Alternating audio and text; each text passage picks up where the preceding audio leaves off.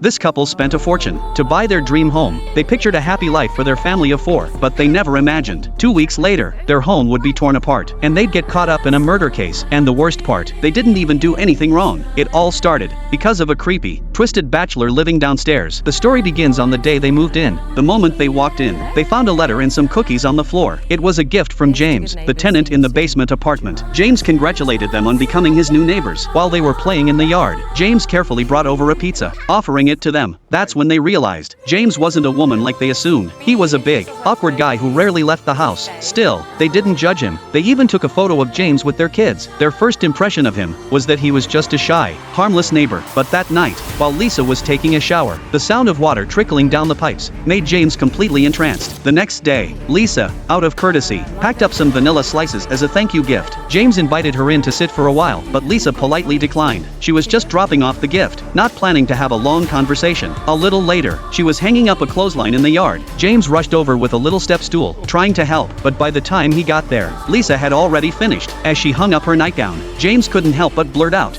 "You look so lovely in those too."